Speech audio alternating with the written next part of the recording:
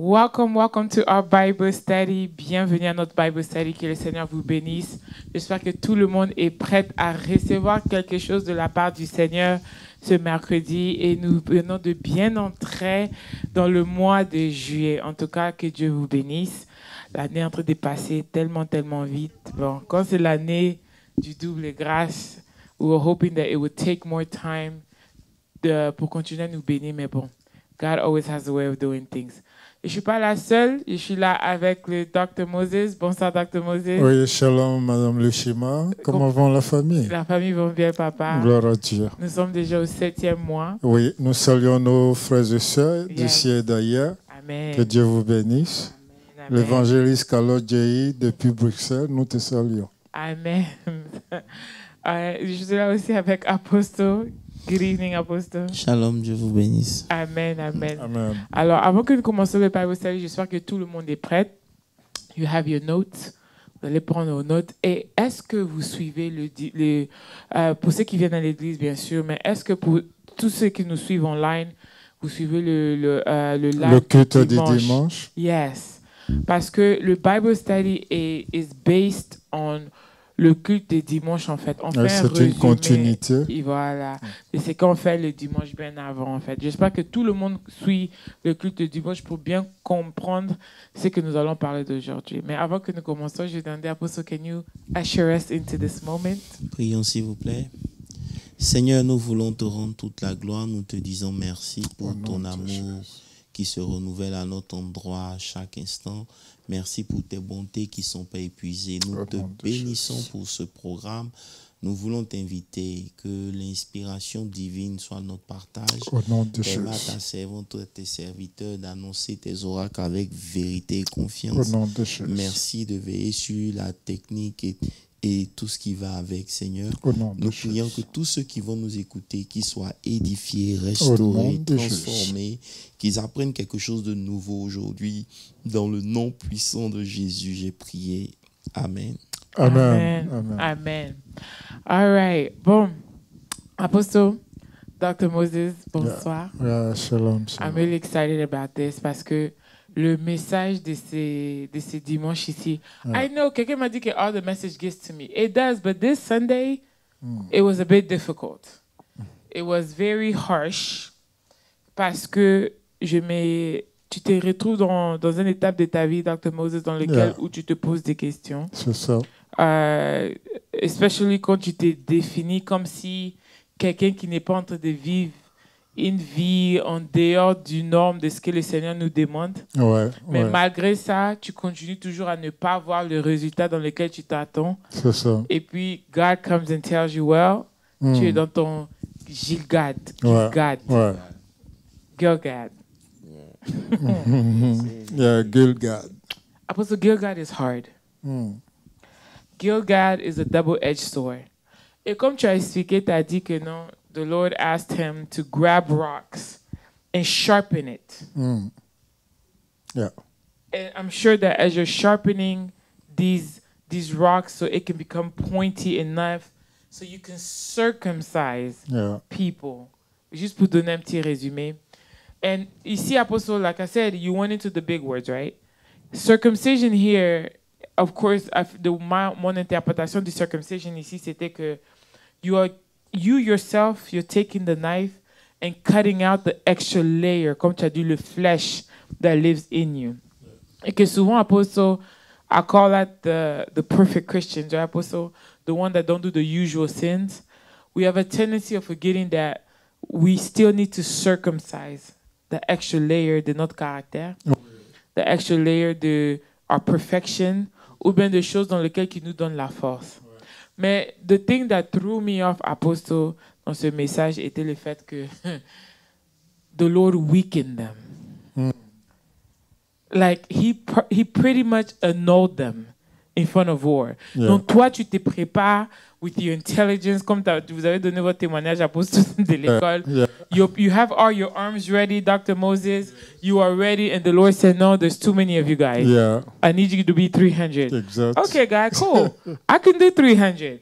I'll live with it. You come with 300, and you're thinking that these 300 soldiers are going to be so strong and mighty, Apostle. And in the midst of war, he's performing circumcisions. In the midst of war, who circumcises his people in the midst of war? It's that God that we're talking about. Amen. So today, the illustration que nous allons recevoir, I want Apostle to go a little bit deeper on this, on relating Apostle this Gilgad and how it pertains to our life. And Apostle, if you can touch more on characteristics, parce que quand tu parles de la chair, it's that extra layer of skin that empowers us to live life without God. And what makes us strong. Okay? So can you introduce us into that, Apostle? Dr. Moses. Dr. Moses, you can start. Je veux commencer, Dr. Moses. Yeah. Nous bénissons Dieu pour ce grand message parce que pour moi, c'est un message qui est d'actualité. Nous savons que notre Église actuellement est à une période de transition. Pour beaucoup d'entre nous, nous venons de traverser le Jourdain et nous avons nos 12 pierres qui sont les pierres du témoignage. Donc là, le bishop introduit Gilgad qui est, et comme il a dit à son introduction, avant que tu n'entres effectivement dans la vie chrétienne victorieuse, tu dois passer par Gilgad. Tu dois passer forcément par Gilgad. Donc Dieu voulait enseigner non seulement Élie, mais Élie qui devait transmettre le témoignage à Élisée. Élisée devait bien apprendre la leçon ici pour dire que le Dieu que tu sers, c'est le Dieu qui te brisera au beau milieu du chemin, là où toi tu penses que tu es fort. Amen. Mais ce que j'apprécie, Dr. Moses, dans cette area de Gilgad, c'est que c'est Dieu, en fait. On n'est pas en train de parler des démons, des sorciers, des gens. C'est Dieu qui est en action. God himself is doing the circumcision. Apostle, can you continue within the same realm? Bon, voilà, je vous remercie. Je crois que, comme on a dit dimanche, le parcours de Élie et d'Élisée est le symbole du parcours de la vie du chrétien. Amen. Vous comprenez? Vous n'allez pas parvenir à un niveau de victoire totale, à un niveau vivre l'enlèvement, vivre les choses spirituelles sans passer par ce parcours. C'est 4 étapes essentielles. Il y a Gilgal, il y a Bethel, il y a Jéricho, et puis après il y a le Jourdain. Voilà, et Gilgal est là-bas, c'est l'endroit où Dieu commence avec tout un chacun. Amen. À chaque fois que vous devez rentrer dans une nouvelle saison, une nouvelle étape de votre vie, il y a des endroits où Dieu va vous emmener qui seront des Gilgal. C'est ça. Donc Gilgal peut se vivre à plusieurs niveaux, plusieurs étapes. Ce n'est pas un seul niveau seulement, parce que c'est à Gilgal que certaines réalités prennent forme, où Dieu prend le soin de dealer avec nous en profondeur. Voilà, donc c'est des endroits que vous allez vivre et vous allez revivre et que vous allez continuer de vivre simplement parce que vous êtes en train d'aller quelque part. Et on comprend aussi, comme on l'a dit, la mission, le rôle que joue un père spirituel dans l'accomplissement de la destinée prophétique d'un appelé. Amen. Ça veut dire que Élisée étant appelé, il ne commence pas directement. C'est pour ça qu'on disait qu'on commence toujours là où les autres s'arrêtent. Amen. Vous allez voir que dans le ministère, c'est une continuité. C'est ça. Vous apprenez de quelqu'un, voilà, c'est la course de relais, c'est une course de relais où chacun vient courir, il donne le bâton à l'autre. Malheureusement, on n'arrive pas à maintenir cette relation-là aussi, qui fait qu'on n'arrive pas à recevoir la grâce qu'il faut pour le ministère. Et c'est là que beaucoup de fils entrent en rébellion. C'est ça. Et quelque chose qui avait bien commencé, ça doit s'arrêter pour que quelque chose d'autre commence, alors qu'on aurait pu simplement évoluer dans ce sens. Vous me comprenez? Donc, toute cette étude-là, elle est cruciale pour tous ceux qui veulent parvenir à un niveau de maturité spirituelle. Amen. Amen. Voilà, c'est ce que je peux dire. Crucial pour celui qui veut parvenir à la maturité. Et c'est pour cela que vous allez voir que il Il y a un prix à payer. C'est ça. Il y a un commitment. Yeah. Dieu, Élie dit à Élisée, c'est bon, tu peux rester ici. Mais Élisée dit non. Yeah. Ça veut dire que le problème que nous avons dans l'église, c'est qu'on est facilement satisfait avec ce que Dieu nous donne. Vous me comprenez un peu? Alors qu'en réalité, tout ce que Dieu nous donne est un stage embryonnaire. Yes. Ce n'est pas, il y a plus derrière. C'est-à-dire que si Dieu vous bénit avec une grâce, cette grâce-là, si vous persistez et insistez, elle deviendra beaucoup plus grande. Amen. Elle sera encore plus excellente. Si Dieu vous bénit avec la paix que vous avez, cette paix-là, elle est censée grandir. Vous me suivez, mais malheureusement, se développer. Voilà, nous, on se contente du peu qu'on a et on ne paye pas le prix pour comment on appelle ça, pour rentrer dans le royaume. Alors qu'on avait dit que depuis la chute d'Adam, Dieu ne commence pas les choses grandes. Il a fait l'homme grand. Il a vu ce que ça donnait. Donc maintenant, Dieu commence avec l'enfant Jésus qui grandit, qui croissait en stature, qui croissait en grâce. Vous comprenez un peu? Donc Dieu commence toujours petit. Alléluia. Mais une chose est sûre, c'est que quand vous commencez avec Dieu petit, vous ne devez pas rester petit. Parce que vous servez un grand Dieu qui fait de grandes choses. Un Dieu d'excellence. Et donc, lorsque cette croissance est bloquée, ça veut dire que nous sommes bloqués à un endroit. Et comme Dieu ne nous fait pas passer de classe, on est obligé de forcément passer ces classes et ça fait que beaucoup de gens restent à un certain niveau. Voilà. S'identifier dans ces genres, like how do we identify that we are actually entering those parce que ce que tu expliques, tu dis que Gilgal has levels. Once you pass this level, you'll meet the next level of your Gilgal in the next step. How do you identify que tu te retrouves dans un temps in which you need to circumcise yourself? Because c'est un temps où malgré tes prières, rien ne change. Malgré tes jeûnes, rien ne change. Malgré tout ce que tu fais comme ça, tu pries, tu jeûnes, rien ne change. Et c'est là que tu comprends que ce n'est pas la main de l'ennemi qui est c'est la main de Dieu. Parce que tes prières ne changent pas ta condition. Et donc tu sais que là, il y a quelque chose que Dieu exige de toi. Et en ce moment-là, ça devient crucial. Tu ne peux pas overstep that. Tu dois forcément obéir avant de pouvoir move forward. Amen. Donc quand tu réalises que malgré tes prières, rien ne bouge et que tu es toujours au même niveau dans un certain domaine de ta vie, ça veut dire qu'il y a quelque chose que Dieu exige que tu fasses. Et c'est pour cela que tu dois maintenant chercher l'information et chercher à comprendre, à t'engager pour que Dieu te révèle les choses importantes. Voilà. Parce que Josué était arrivé, il ne s'attendait pas à ça. Mais Dieu lui a révélé. C'est ça. Vous me comprenez un peu? Ça veut dire que tant que Dieu n'enlevait pas l'opprobre, malgré qu'ils avaient marché dans le désert avec la nuée, la colonne de feu, ils n'allaient jamais hériter de la terre promise. Vous me suivez? C'est en cela que Gilgal est très important parce que c'est un temps où Dieu doit nous préparer, enlever l'opprobre comme on a dit, enlever tout ce qui cause la honte, tout ce qui bloque, mais ça passe forcément par un sacrifice qui est la circoncision. Gloire à Dieu. Gloire à Dieu. Which is the part that none of us like. C'est cette partie de la circoncision. Mais Apostle, when you're talking about sacrifices, une des choses que tu as mentionné, I don't want to deviate us, right?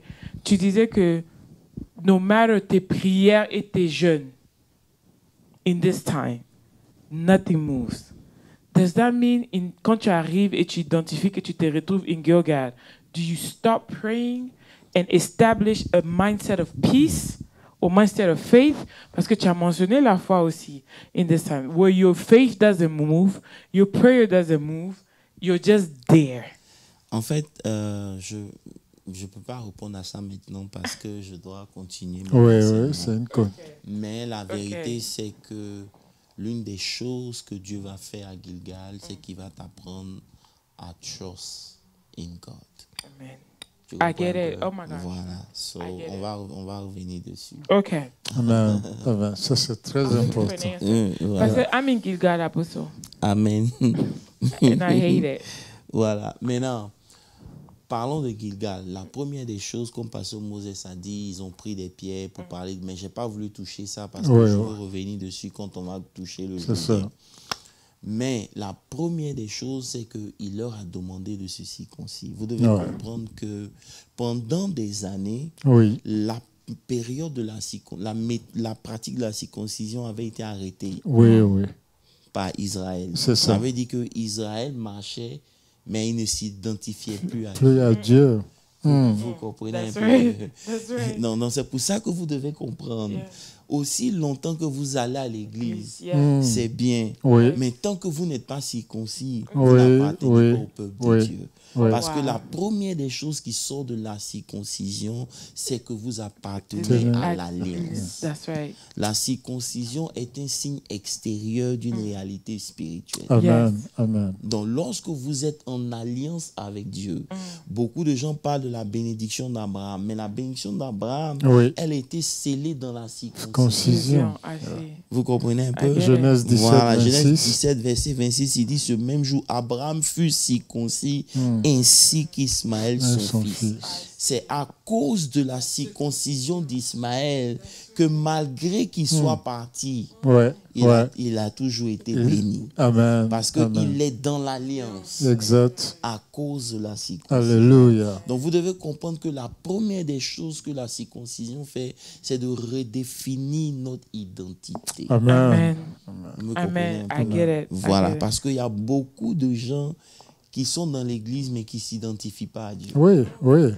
Ce que tu viens de dire, Bishop, c'est très puissant et c'est très fort. C'est le cas d'une personne qui est dans l'église, mais qui écoute la parole, qui est fréquent à l'église, mais dont la vie spirituelle n'a connu aucune transformation. Alors? Et il va exiger de bénéficier des bénédictions. Et c'est pour cela que beaucoup de chrétiens prient et leur prière reste sans réponse. Parce que pour que Dieu intervienne, il faut qu'il voie le signe de votre identité, qui est la circoncision. Comme j'ai dit, vous pouvez être dans le groupe. Donc le peuple d'Israël, vous allez voir que cette nouvelle génération qui était arrivée à Gilgal, c'est une génération qui n'avait pas été circoncis. Donc pourtant, Dieu était avec eux. Vous comprenez un peu? Maintenant, pour qu'ils puissent hériter, il fallait forcément que Dieu les circoncis encore. Vous me suivez un peu? Donc la circoncision devenait maintenant le signe que vous appartenez à Dieu. Aussi longtemps que vous n'êtes pas circoncis, vous ne lui appartenez pas. Quoique vos parents ont marché avec Dieu, quoique vos parents étaient dans l'alliance, vous ne serez pas dans l'alliance parce que vous n'êtes pas circoncis.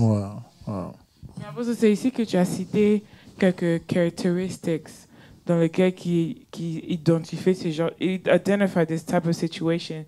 Et vous avez dit que ce sont les gens, par exemple, nous sommes en Christ, on dit que nous sommes enfants de Dieu, mais on se comporte comme si nous sommes toujours dans le monde. Ça veut dire quoi? Dans l'Ancien Testament, la circoncision, c'était celle qu'on pratiquait sur le prépuce. C'est-à-dire qu'on coupait la partie génitale de l'homme, la tête, on enlevait l'extrapeau. Parce que c'était dit que c'était quelque chose qu'ils faisaient avant Israël. On précise. Et on faisait ça depuis longtemps, avant même que le peuple d'Israël soit créé. Parce qu'ils avaient compris que ça préservait des maladies. Et du point de vue spirituel aussi, c'était une bonne chose. Et puis, mais du point de vue biblique, ça engage seulement l'identité, la marque de l'alliance. Maintenant, dans le Nouveau Testament, c'est une pratique qui est faite, mais elle ne se limite pas seulement à une action physique. On parle de la circoncision du cœur. C'est dans la circoncision du cœur qu'on retrouve maintenant les œuvres de la chair que Dieu demande de couper.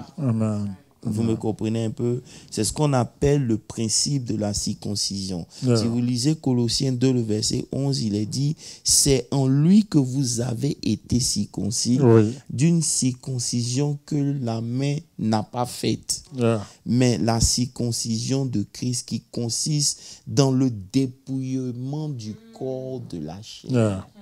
Donc, dans le Nouveau Testament, la circoncision devient beaucoup plus difficile. Parce que ce n'est plus juste une action.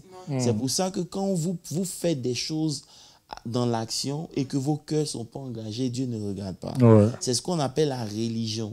Ça veut dire que vous faites des choses de pratique, mais votre cœur est éloigné de Dieu. C'est ça. Dans le cœur qui n'est pas circoncis, c'est un cœur que Dieu ne reconnaît pas. Amen. Amen. Moi, je suis un peu... Voilà. Et c'est important parce que Dieu dit à son prophète, il dit l'homme regarde à ce qui frappe l'œil, mais Dieu lui regarde. Donc ça veut dire que ce que Dieu fait, Dieu utilise la parole de Dieu pour exposer les parties cachées de nos vies.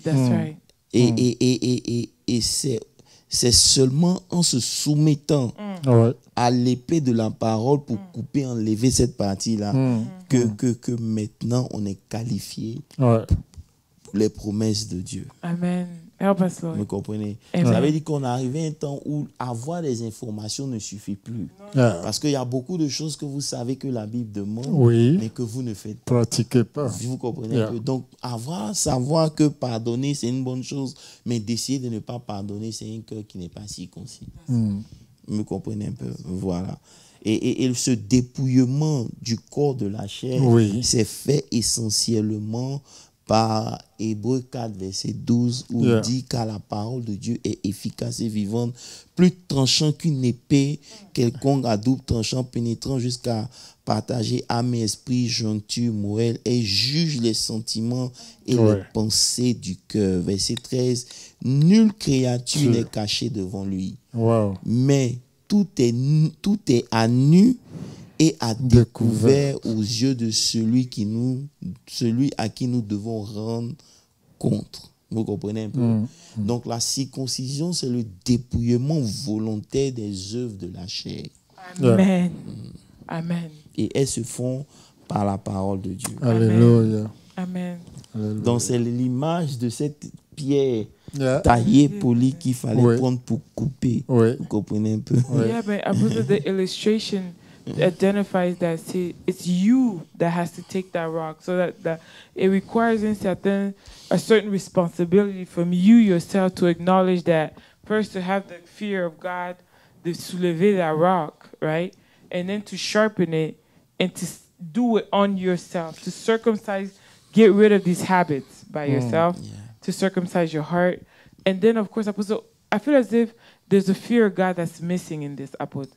Parce que quand tu dis que nous sommes dans la religion, c'est le fait qu'après ça, we do the external part where everyone else needs to think que nous sommes, we have circumcised hearts. Justement, alors qu'en réalité, nous ne le sommes pas. Vous comprenez? Mais ce qu'il faut comprendre, c'est quoi? C'est que lorsqu'il s'agit de la circoncision, c'est Dieu qui nous conduit. Personne ne peut choisir à un moment donné, non, c'est Dieu qui t'oblige.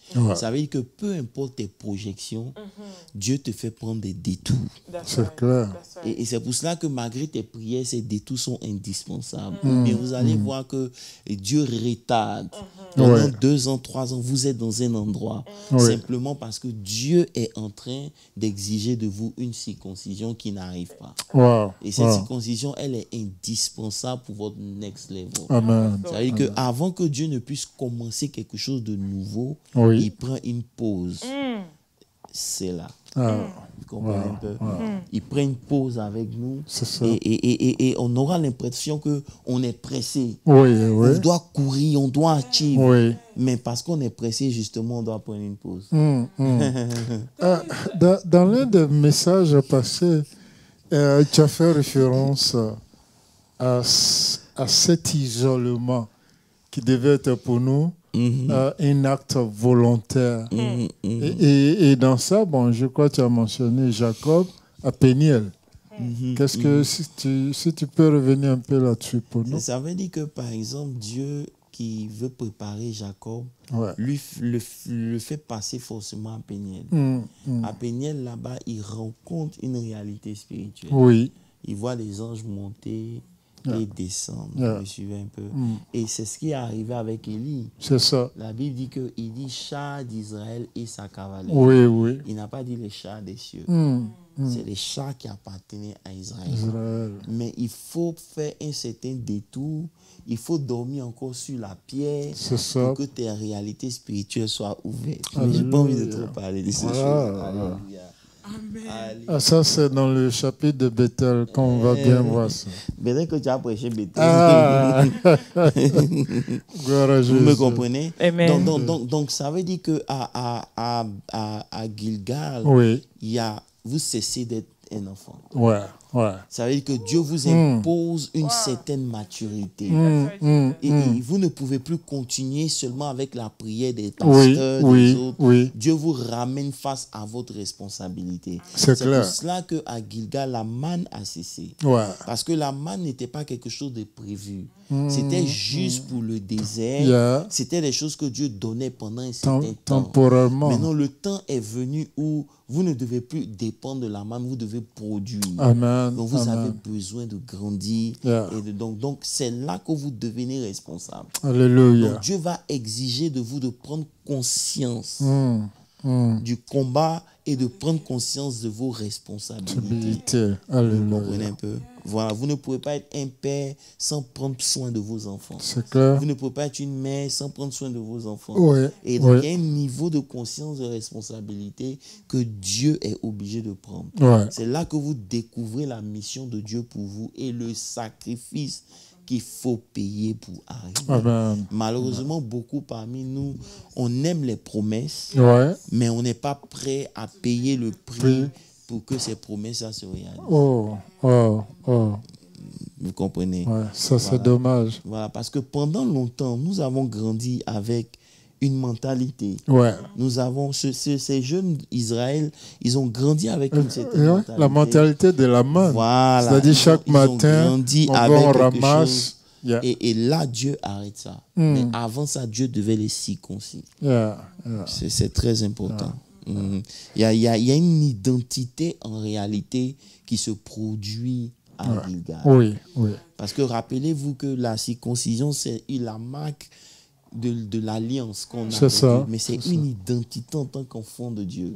C'est à Gilgal où Dieu va enlever le propre de l'Égypte. C'est le monde. La marque du monde sur notre vie sera enlevée. C'est-à-dire vous ne pouvez pas être 100% chrétien et puis 100% mondain. Il faut qu'arriver à un certain moment, il y ait une décision qui se prenne. C'est là que tu as parlé de la séparation qui est obligatoire. C'est-à-dire qu'à Gilgal, il y a une séparation qui se fait entre les choses de Dieu et les choses de la chair et les choses du monde. Vous me comprenez un peu? Et où nos choix deviennent vraiment très ponctuels. Très délicats. Donc, apôtre, ça peut aussi être un identifier, right? Si tu te retrouves toujours dans l'église ou bien avec le Seigneur, ta marche avec le Seigneur, mais tu continues à pratiquer les choses du monde. That's an identifier for you that you haven't circumcised. C'est tout. Your heart ça veut dire que lorsque vous êtes chrétien, la Bible dit que tous ceux qui sont conduits par l'Esprit de Dieu sont enfants de Dieu. Amen. Ça veut dire qu'arrivé à un certain moment de notre marche, on doit être conduit. Je ne sais pas si vous comprenez. On doit être conduit par l'Esprit. Tu dois être en mesure de comprendre la pensée de Dieu.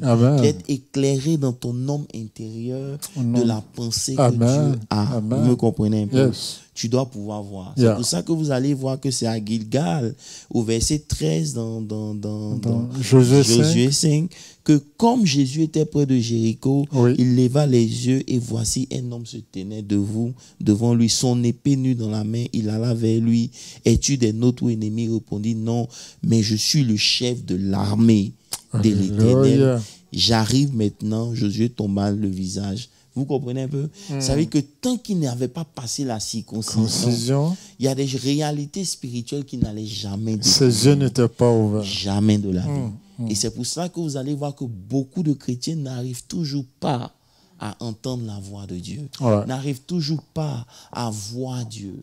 Ils n'arrivent pas à comprendre quand c'est Dieu qui leur parle. Ils n'arrivent pas à faire la différence entre la voix d'un démon, la voix de leur propre esprit, et puis la voix de Dieu. Il y a une confusion dans laquelle on est parce que justement, il y a un travail qui n'est pas fait. Et c'est à Gilgal que Dieu essaie Mais pour que le travail se fasse, il faut qu'on se laisse. Et c'est là où beaucoup de gens résistent même à la parole de Dieu. Amen. Vous comprenez un peu? Amen. Vous savez qu'on entend la vérité, Oui. mais on ne veut pas la vérité de nous transformer. Vous comprenez? C'est à ce niveau-là que Dieu deal aussi avec l'homme animal. Parce que la Bible dit dans 1 Corinthiens 2,14, Oui. mais l'homme animal ne reçoit pas les choses de l'Esprit de Dieu, car elles sont une folie pour lui, il ne peut les connaître parce que c'est spirituellement qu'on juge. Donc, il y a un engagement spirituel qui se déclenche à partir de Gilgal lorsqu'il y a certaines choses qui sont sacrifiées dans nos vies. Alléluia. Je crois que je m'arrête ici. Vous avez dit, apôtre, tu as dit que tu dois te laisser. Meaning that you have to allow yourself, put your guards down and be guided by the Lord. Ça veut dire que tout ce que Dieu te reprochera, il va le faire souvent au travers des hommes. Mais malheureusement, lorsque des hommes te font un reproche, toi tu te braques. Ça veut dire que l'homme n'a pas la capacité de se voir lui-même. Oui, bien sûr. sûr. Se voir au travers des autres. C'est pour ça que lorsque on est converti, Dieu nous envoie dans l'église. Donc l'église devient maintenant notre premier Gilgal.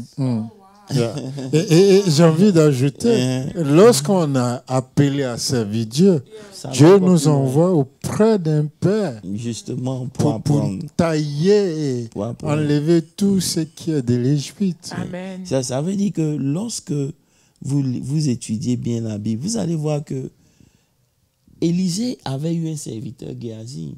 Vous comprenez? Lorsque le fils de la Sunamite est mort, Géasi, Élie a donné des instructions à Géasi. Il lui a donné même son bâton, tout ça, et tout. Il a pris le manteau, comment on appelle ça, non? Le truc est tombé sur lui. Le bâton, il est parti. Mais comme il n'était pas circoncis,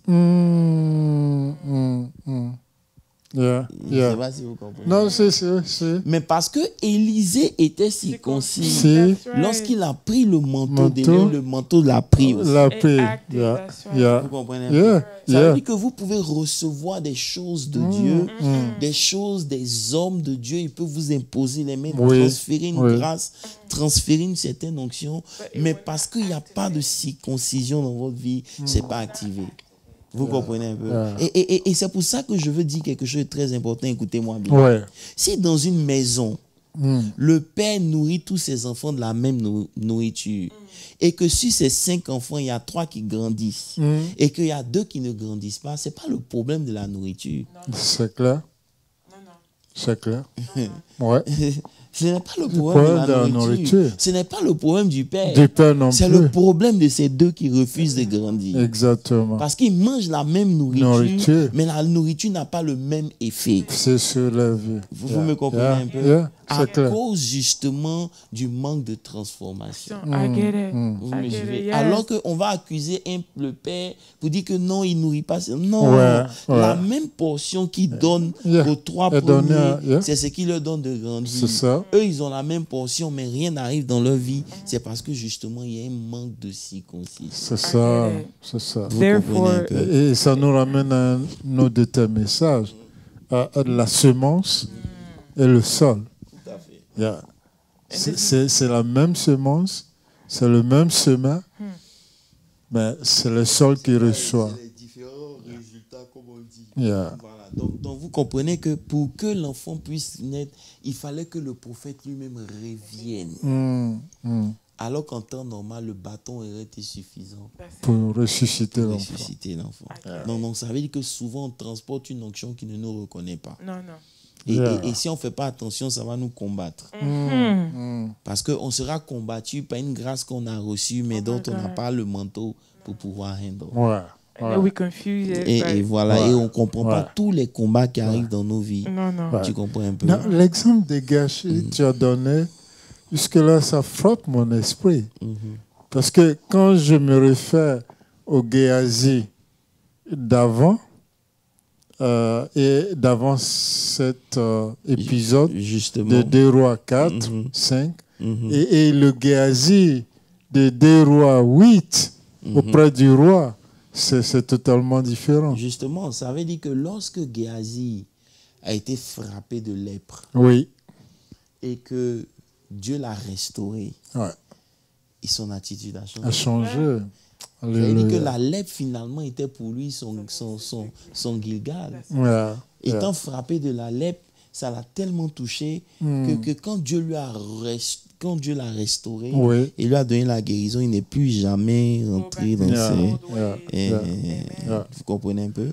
Et c'est pour ça que vous allez voir qu'à Gilgal, souvent, Dieu permet qu'on te reprenne sans anesthésie. Il faut que ça fasse mal. Vous comprenez? Ça c'est fort. C'est fort. Et c'est juste pour vous enseigner le processus, que ça va faire mal. Oui. And you're wide awake. Ça doit faire mal, tu dois être là. Donc malheureusement, quand ça fait mal, c'est là que beaucoup de nous, on a plus mal et qu'on décide de ne pas laisser la correction arriver. C'est le problème. Et ils prennent la fuite. Voilà. It will go into rebellion or it just flesh desire starts to come out. Tout à fait. Ça là, c'est très important. That is so deep. Non, je vous dis la vérité. C'est sans anesthésie. Sans anesthésie. Et ça veut dire que souvent, Dieu va te faire que ça te fasse mal. Ouais. Parce qu'il n'y a pas quelque chose qui te transforme comme la souffrance. Malheureusement, beaucoup parmi nous, on n'a pas compris. Tu comprends un peu? C'est ce que je dis. Tout ce qu'on reçoit gratuitement, on méprise. Mais quand tu as souffert, tu as payé le prix pour avoir l'onction, tu ne vas pas jouer avec. Ça, c'est clair. Tu comprends un peu? Quand tu as souffert pour avoir quelque chose, quand tu as payé de ton sang, tu ne vas pas jouer. C'est pour ça qu'il y a beaucoup de gens qui ne jouent pas avec leur argent. Si tu leur dois $1, tu es foutu. Parce que tous les jours, ils seront devant ta porte pour te laisser. En fait, ici, Bishop, quand tu en parles, je me dis que ces personnes-là ne comprennent pas la parole de Dieu ou bien refusent de comprendre. Parce que Dieu nous dit, il dit, ce n'est pas par des choses périssables que nous avons été sauvés de notre vaine manière de vivre.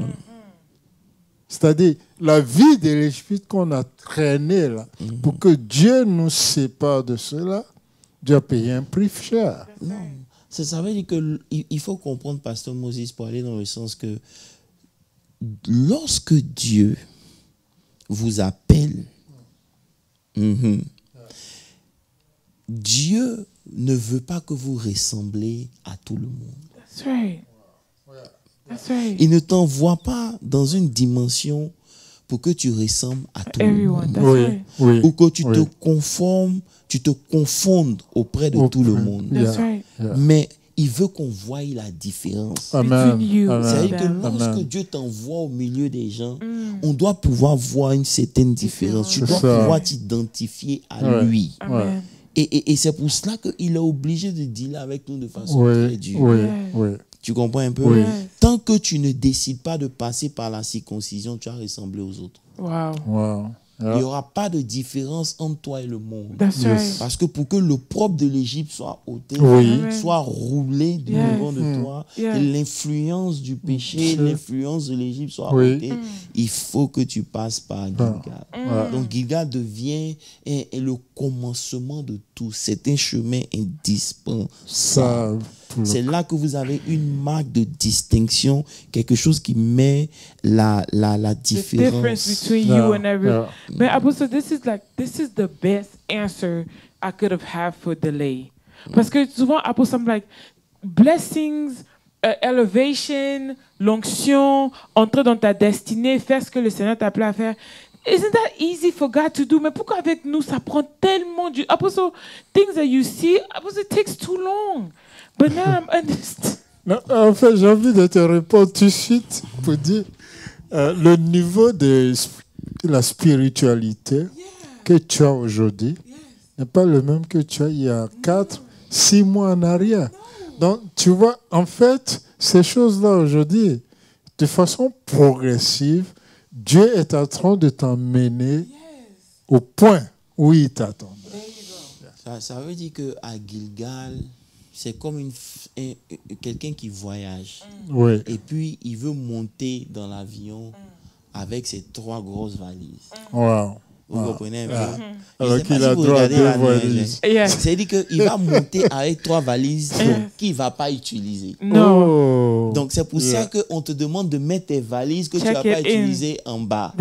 Donc, Gilgal, c'est le lieu où Dieu te débarrasse des choses que tu ne dois pas utiliser pour pouvoir monter. Donc, tu montes dans l'avion seulement avec le nécessaire. Donc, c'est là-bas Dieu fait le tri des choses que tu as. Alléluia. Ça veut dire qu'il ne veut pas que tu montes dans ta nouvelle dimension avec tout le monde. Donc, il y aura des gens dont tu vas devoir couper. Vous comprenez un peu? Il y a des séparations qui vont se faire d'elles-mêmes. Et c'est dans ce cadre-là qu'on a parlé de Gédéon. Où quand Dieu l'appelle, Gédéon, il rassemble tout Israël. Il y a 32 000 gens qui sortent. Vous comprenez? Gédéon prend confiance. Mais là, ce n'est pas la marque des circoncis. Parce que lorsque vous lisez la Bible dans Philippiens, je crois, dans Philippiens 3, c'est ça, non? Philippiens 3, verset 3, il dit, car les circoncis, c'est nous. Et c'est là que je disais, vous pouvez être dans une église, mais ne pas faire partie de ce groupe de circoncis. Parce que les circoncis, il y a une identité qui les touche. Vous comprenez un peu? Il y a un signe qui les accompagne. Il dit, c'est nous qui rendons à Dieu notre culte par l'Esprit de Dieu. Amen. Ça veut dire que lorsque vous servez Dieu, sans que l'Esprit de Dieu soit engagé, vous ne faites pas partie des circoncis. Vous êtes dans l'église, vous êtes dans le peuple, mais vous ne faites pas partie des circoncis. Parce que les circoncis, tout ce qu'ils font commence par le Saint-Esprit. Amen. Vous me comprenez? C'est le signe de quelqu'un qui est circoncis. Vous me suivez? Voilà, donc ils rendent leur culte par l'Esprit de Dieu. Et c'est des gens qui se glorifient en Jésus-Christ. Vous savez, beaucoup de gens se glorifient dans leurs achievements. Beaucoup de gens se glorifient de ce qu'ils font pour Dieu. Vous comprenez? J'ai construit ça, j'ai servi Dieu toute ma jeunesse. J'ai fait ceci. Non, nous, on se glorifie en Jésus. Ça veut dire quoi? Ça veut dire qu'on bénit toujours Dieu du fait qu'il nous ait sauvés. C'est ça. Je ne sais pas si vous me suivez. Non, si c'est important. Il y a une différence de toujours parler de ce que toi tu fais pour Dieu. Pour Dieu. Mais nous qui sommes circoncis, on prend ça comme un privilège. Donc nous, on se glorifie de ce que Dieu nous fait la grâce même de le servir. Vous me comprenez un peu? Maintenant, le dernier élément, et c'est sur ça qu'on a un peu bossé le mercredi. J'ai envie de dire dimanche, plus avant le dernier élément. Tu as dit dimanche de ne pas nous appuyer sur nos talents. Donc, based on your skills. C'est ça. Il dit, et ne mettons point notre confiance en la chair. Amen. Ça veut dire que les circoncis, il y a 3 choses essentielles qui les identifient. Ils servent Dieu par l'Esprit de Dieu. Amen. Ils se glorifient en Jésus-Christ. Et ils ne mettent point leur confiance en la chair. Vous me comprenez? Voilà. Philippiens 3, verset 3. Voilà, toute notre vie, on a appris à opérer à partir de la chair. C'est seulement à notre conversion que le Saint-Esprit vient à nous. Et donc, ça devient difficile d'opérer par l'Esprit. Vous me suivez un peu? Car c'est normal que tu aies plus confiance en ton habilité que de ta chair que celle de l'esprit. Parce que toute ta vie, tu t'es appuyé sur ta connaissance, tu t'es appuyé sur tes habilités. On te demandait d'être intelligent pour pouvoir évoluer. Donc tout ce qu'on sait, c'est notre chair, c'est notre truc. Mais la réalité, c'est que il n'y a aucune chair qui peut servir Dieu. C'est clair. Vous comprenez un peu? That is very deep. So there is no flesh. No flesh. That can serve God. Toutes les habilités que la chair a à cause de la chute d'Adam sont frappées d'impureté. C'est ça. Et donc ça ne peut pas être utilisé par Dieu. Vous me suivez? Mais malheureusement, le manque de connaissances, on nous a fait croire que lorsque tu es intelligent, oui, tu es intelligent, ça serait un avantage. Je vous dis que c'est faux. Parce que la sagesse des hommes est une folie pour Dieu. non. Ton intelligence, c'est une folie pour Dieu. Donc, il va utiliser la folie pour faire quoi? Tu comprends? Yes. Mais la mauvaise conception fait qu'on se dit non, que bon, il est très intelligent. Non, avec Dieu, c'est une question d'esprit. C'est pour ça qu'avec Dieu, il n'y a pas de privilégiés. On commence toujours au même niveau. Le plus intelligent dans la vie normale ne va pas forcément réussir en Christ plus que celui qui est moins intelligent. Parce qu'il n'est pas question des habiletés humaines, il est question de croissance spirituelle. Amen. Amen. My God. Amen. So can you imagine spending 20 years in church, in life, tu sers le Seigneur, Dr. Moses, and this whole time you were using your flesh. Et tu as dit quelque chose dimanche, moi, qui m'a vraiment frappé. Tu dis, même pour la prédication, tu peux gêner, tu peux prier, mais quand tu te tiens devant le peuple, tu dois compter sur le Saint-Esprit. C'est tout. C'est pour ça que je disais que justement, il y a des nuits où on a veillé tout le Seigneur quand je m'en vais, là-bas, que l'onction descende, que la salle soit saccagée, que les gens sachent que c'est toi qui m'as appelé, Marion de l'écho, et Zarion de l'ébro, Mayon the bread, I want to bishop the Lord. He said, nah, bro. Matin, quand tu arrives à l'église, non seulement les gens ne viennent pas. Et le visage devient dur comme le caille. Non seulement les gens ne viennent pas, mais de deux, tu veux, il n'y a rien, c'est dry. C'est là que tu commences à apprendre la souveraineté de Dieu. C'est là que tu apprends à ne plus compter sur ta chair. Ça veut dire que tu sais, quand tu as arrêté de compter sur la chair, quand malgré tes habiletés, tu prends le temps pour prier. Amen. Vous savez? Parce que il y a des choses que nous, quand on connaît. Quand malgré tes habiletés. Mais oui, ça veut dire quoi? Ça veut dire que the way moi, par exemple, c'est pas que je brague de la manière dont je travaille. Je peux me contenter du fait que je connais déjà beaucoup. And I know a lot. Tu vois un peu. But I'm still working. Et même quand je finis de travailler, je m'appuie toujours sur le Seigneur. C'est un rituel que je fais chaque dimanche matin. Quand je finis de lire mon message que je dois prêcher, je dis Seigneur, maintenant il faut parler. Qu'est-ce que tu veux que je dise? Dans ce que j'ai écrit, c'est quoi dont ton peuple a besoin? Et c'est là maintenant, quand je suis là, le Seigneur va me dire, bon, commence ici, fais comme ça, et fais comme ça. Sinon, j'écris beaucoup, mais je prêche peu. Mais c'est ça. Simplement parce que ce n'est pas dans tout ce que j'écris que Dieu veut parler. Le Saint-Esprit, c'est ça. Donc, ça veut dire que tu sais que tu ne comptes plus sur toi lorsque, malgré tes habiletés physiques et naturelles, tu t'appuies toujours sur Dieu pour avancer. Vous me comprenez un peu? C'est ça. Et c'est pour ça qu'il faut comprendre quelque chose. Il y a des choses que Dieu va nous enseigner. On ne peut pas dépendre des hommes. Celui qui dépend des hommes n'a pas encore compris Dieu. Help us, Lord. Vous me comprenez un peu? Yes. Parce que la majorité sans Dieu, ils sont toujours minoritaires. La majorité n'est pas la raison de la victoire. Ce n'est pas dans le grand nombre que Dieu sauve. Tu comprends un peu? Mais Dieu, avec toi, tu es plus que vainqueur. Alléluia. C'est comme ça. I don't know if you're going to have time to touch on this, but like you spoke about Gilgal and you spoke about circumcision. But the process after circumcision, you said you have to heal. Dimanche prochain. I was waiting for that part. Pourquoi? Because I need to heal. I didn't preach that yet. Well, tu as lancé ça un peu. Mais justement, parce qu'il a dit qu'il devait être... C'est tout un processus, Grace.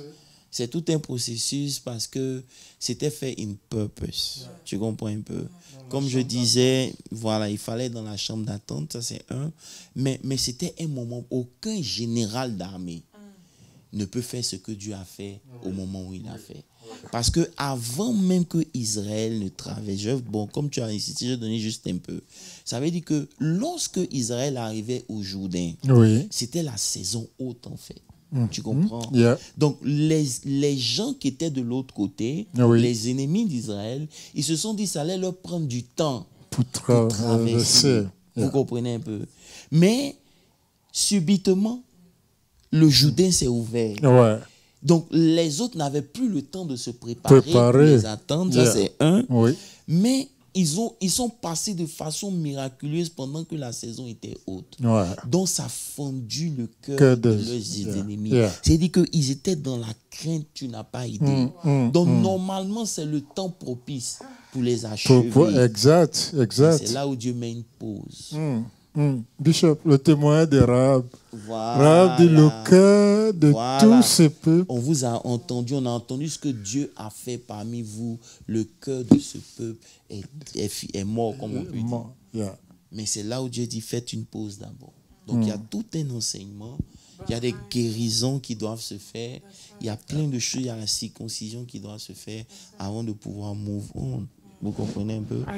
Vous comprenez? Et c'est pour ça que tu ne dois pas t'appuyer sur la chair. Lorsque vous regardez Jésus, la Bible dit de 70, de 120. Ils sont descendus à 70. De 70, ils sont retrouvés à 12. De 12, il s'est retrouvé un seul à la croix. Mais là encore, il dit pardonne-le. Justement. Pierre l'a régné, il a regardé. Il est parti. Vous comprenez un peu? Donc, Jésus, si vous lisez Jean 2, le verset 24, la Bible dit, mais Jésus ne se confiait point en eux parce qu'il les connaissait tous. Vous me comprenez? Ça veut dire que Dieu va vous apprendre à ne plus dépendre des hommes. Et spécialement si vous êtes un pasteur, lorsque vous êtes dans la joie, vous prêchez bien quand il y a du monde, c'est que vous n'êtes pas encore passé par Gilgal. C'est clair. Parce que la même énergie que vous devez avoir pour prêcher devant 1000 personnes, c'est cette même énergie que vous devez prêcher devant 10 personnes. Malheureusement, il y a beaucoup qui sont influencés en fonction de l'environnement. Et comme j'aime bien le dire, selon Karl Marx qui dit que ce sont les conditions d'existence qui déterminent la conscience de l'homme. Ça veut dire que lorsque vous êtes dans la chair, vous êtes plus conscient des choses de la chair. So true. Oh my God. No, but that is so true. Dr. Apostle, je ne sais pas si tu veux rajouter quelque chose. Dr. Mo, je ne sais pas si tu veux rajouter quelque chose. On a tout dit. Apostle, I want to kind of summarize it. Et je veux, avant de terminer, je veux dire que c'est à Gilgal que Dieu va couper les choses sur lesquelles tu t'appuies qui te rendaient si fort, si orgueilleux. Et je prie que tu apprennes cette leçon-là vite. Parce que plus tu es en train d'attendre, plus tu retardes aussi comment on appelle ça, ta bénédiction. Vous me comprenez un peu? Voilà, c'est-à-dire que Dieu va dealer avec ceux qui font. Est-ce que je disais, vous savez, il y a des traits de caractère que vous avez dans votre famille qui sont bien. Et vous êtes intelligent, ce n'est pas mauvais. Mais si vous ne faites pas attention, ça va être la source de votre orgueil. Vous êtes tous beaux dans votre famille, vous êtes toutes belles dans votre famille. Il n'y a pas une famille plus belle à Dallas que vous. Il n'y a pas une fille qui est plus jolie que toi. Si tu ne fais pas attention, ça va jouer contre une source de combat parce que ça va t'orgueillir. Vous me comprenez un peu? Et c'est pour cela que Dieu maintenant va dealer avec ta beauté. Il va dealer, tu es la plus belle, mais tout le monde se marie autour de toi. Yes. Et tu es le plus intelligent, mais tu ne gagnes pas à travailler. Tu es toujours à Walmart. Imagine. Et c'est comme ça que Dieu travaille. Et lorsque vous ne comprenez pas, le diable va vous donner des raisons. C'est là qu'il va vous faire comprendre que Dieu ne vous aime pas. Que si Dieu vous aimait en réalité, vous n'allez pas souffrir comme vous êtes. Après tous les sacrifices que vous avez faits, ce n'est pas normal que Dieu vous traite comme ça. Mais en réalité, c'est Dieu qui veut essayer de toucher votre cœur, briser ce cœur de pierre que vous avez pour vous donner un cœur de chair. Vous comprenez un peu? Voilà. Et tant que la circoncision n'est pas totale, il y a des dimensions spirituelles dans lesquelles on ne va jamais pas aussi évoluer. Voilà. Gloire à Dieu. Gloire à Dieu. Amen. Il nous reste encore 3, 4 minutes, 5 minutes. Yeah, the light froze. People are saying that the light froze. So, with that being said, Apostle, I'm not sure if everybody's still following us. Oh, okay. Awesome. With that being said, Apostle, I wanted to kind of summarize it for also the simple-minded people, right? Apostle, si je peux, voilà ce que moi j'ai compris en fait. Whenever you find yourself in Gilgad, it's pretty much your relationship avec Dieu.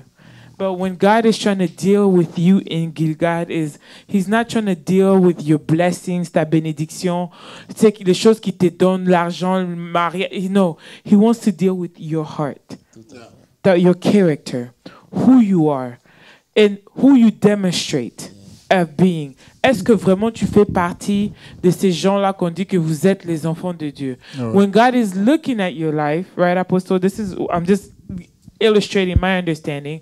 God is looking at the things that you speak to yourself, le temps que tu passes dans sa présence, and the actions that you have as a follower ou bien a believer of Christ. Ça peut être que, in your case, Apostle, ton appui, par exemple, is your intelligence. Okay, Apostle? God will dumb you down until you understand that it's all about what He gives you.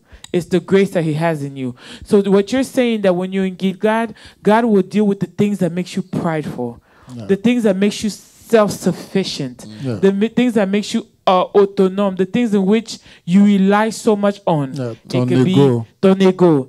It could be yourself, your beauty, your intelligence, your money, your relationships, your children, your marriage, right, Apostle? But in this process in which you find yourself, you yourself need to pick up the sword, okay, by the grace of God, and accept to do a live circumcision without anesthesia, with your eyes wide open. But this is also the process in Gilgal where you yourself separate yourself from a sinful life, a life that is slowing you down.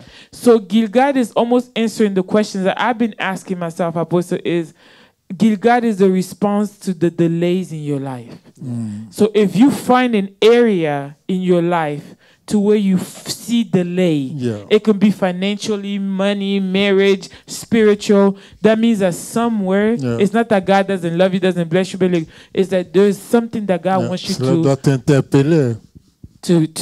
Ce n'est pas une affaire de la grâce de Dieu, ça viendra. Ni la sorcellerie. No. So this is where Gilgal is. So we are basically entering into self-healing.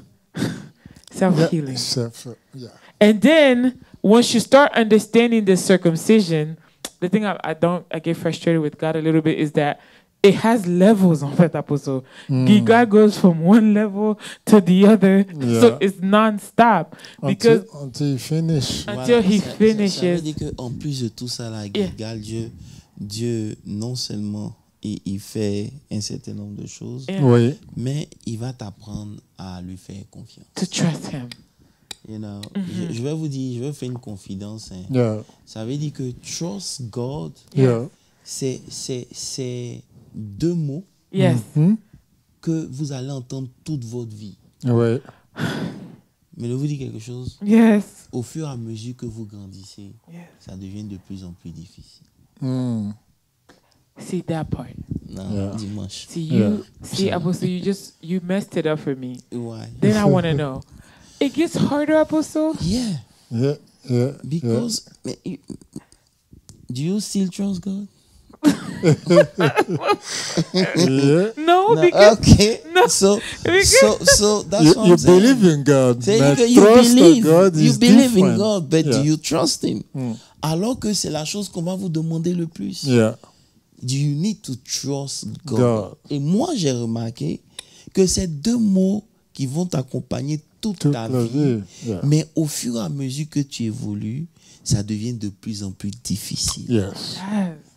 Because he does random circumcisions. He takes away random things from you. He ambushes you in the times that you think you're safe. I mean, how do you trust somebody who tells you to get rid of everything and then circumcise your whole army? Who does that? Like, I can't with this life. C'est Dieu qui fait ça. But at the end of all of this, Apostle, it's another demonstration of the love of God. Eventually, the end goal, right, Apostle, is to seek eternal life, right? Tu as déjà la vie éternelle. See, now you just confuse me more. Apostle, how long is this Bible study going to take? Dimanche. Mais tu as déjà la vie éternelle. Non, la vie éternelle, c'est un don gratuit de Dieu. Non, là, c'est d'être transformé à l'image de son Fils. Ça veut dire que c'est de ça que l'identité est question. Dans tout ce que tu as dit à Gilgal, il y a une identité que les enfants de Dieu doivent avoir. Quand Dieu te voit, il y a des choses qu'il veut retrouver en toi. C'est ces choses-là que Dieu va t'imposer. Il va trouver le moyen de dealer avec toi pour que ces choses-là entrent dans ta vie. C'est comme ça. Amen. Voilà. To get rid of those things that make you prideful. Like, I mean, Apostle, if you, like, this is just me, right, Apostle, quote, right? If you're going to be in Gilgal, just humble yourself there. Like, if you're going to... En fait, c'est ça. Si tu veux sortir de Gilgal, il faut t'humilier devant Allah. Yes. We are living wrongfully a sinful life and we're proud about it. Lord, forgive me, oh Lord. I'm getting there.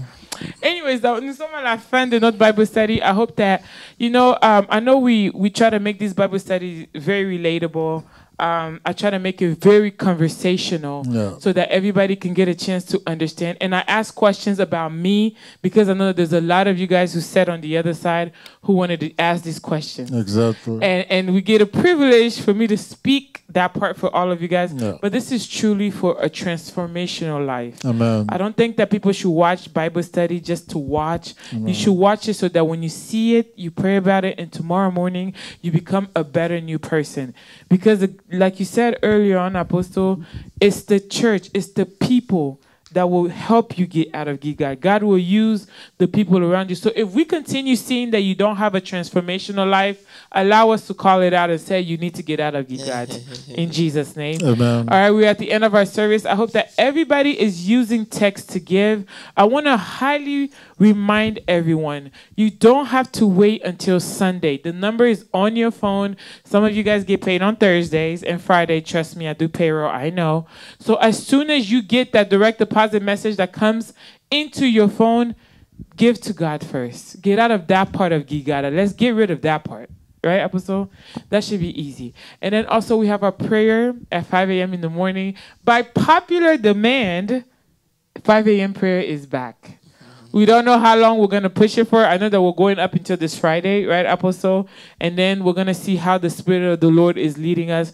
But you guys have to understand that we are in this time where the Lord is taking the church into that next level in our Gilgal. Like, make it make sense, Apostle. How do you purchase a building when there's only... Anyways, thank you, Jesus. With that being said, 7:30, we have our prayer. Make sure you do hop on our Friday night prayer. And also on Sunday, we have services that start. We start at 11:30 for the servant prayer, and the service starts at 12 p.m. until we are able to enter into our brand new temple. And with that being said, I am going to ask Dr. Moses to close out the prayer for us. Père, c'est dans le nom de Jésus-Christ de Nazareth, ton Fils bien-aimé, que nous te prions. Nous voulons être reconnaissants et dans un esprit de gratitude, te dire merci pour ce temps passé dans ta présence, à tes pieds, pour apprendre et pour réapprendre. Merci Seigneur pour ton serviteur qui s'est disposé et qui nous a instruits. Merci Père de ce que tu nous fais comprendre la réalité de Gilgal dans la vie de tout un chacun. Merci pour la transformation qui a lieu dans le cœur, dans les esprits et dans la vie de tout un chacun. Que notre vie continue d'être un témoignage pour le monde, afin que nous ne ressemblons pas au monde, mais que par nous, le monde cherche à connaître Christ. Merci de bénir le reste de la soirée, bénis ton Église, bénis l'équipe technique et la média, et bénis notre Église et tous ceux qui nous suivent ailleurs. Au nom de Jésus-Christ, nous avons prié. Amen. Amen. May God bless. Amen.